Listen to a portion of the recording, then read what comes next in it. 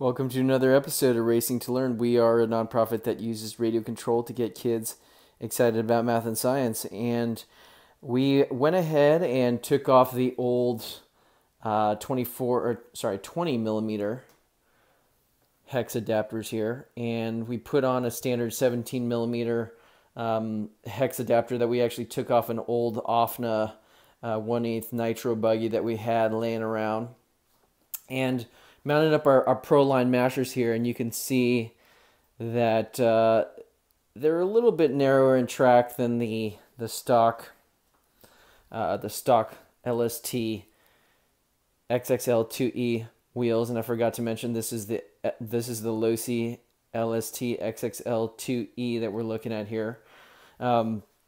We had a tire that blew out there that we replaced here with the Proline mashers here, 3.8-inch size tires, and we'll take that off here. Here you can see the 17 millimeter Arrma adapter versus the stock 20 millimeter,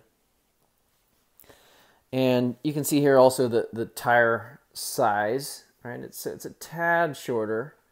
Let me just get the camera vertical here, so a little bit shorter than the stock wheels. If that's okay. We had also tried mounting the Proline Big Joes here, but the Proline Big Joes, they're a zero offset tire. That you can get the Big Joe 2s, which do have an offset to them, but the zero offset means that the wheel and tire go in a little bit more, and I couldn't dig out the RC8T extenders there, but you could just see. I'm trying to get a front shot here, but it's about a 1/2 inch narrower in track.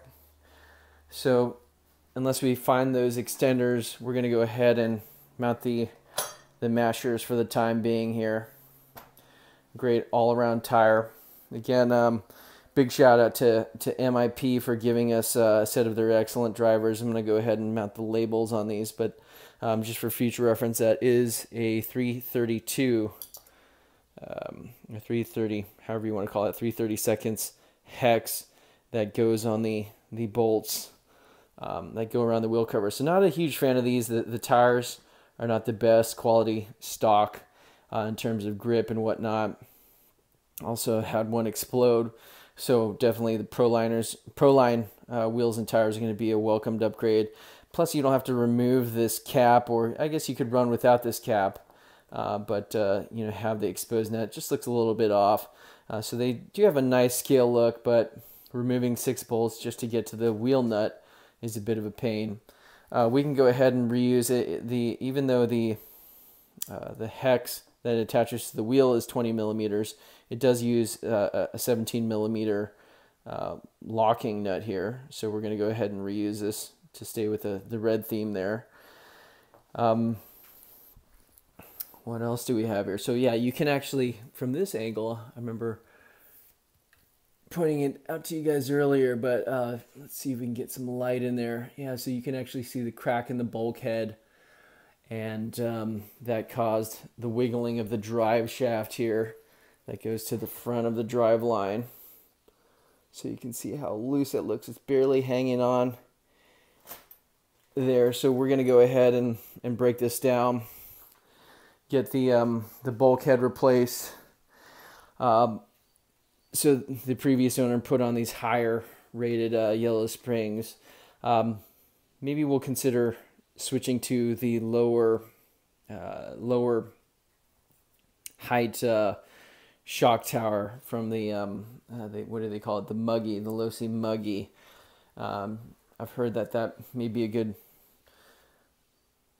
upgrade just in terms of handling, dropping the center of gravity a little bit, and also replacing the wheelie bar here. Again, it was broken here. There should be usually a metal metal piece there, aluminum bar connecting the support with the back of the wheelie bar. So we'll probably just order up an LST or XXL2 bumper here just to replace that wheelie bar. This is known to break off when when the truck flips or whatnot, as it has in this case.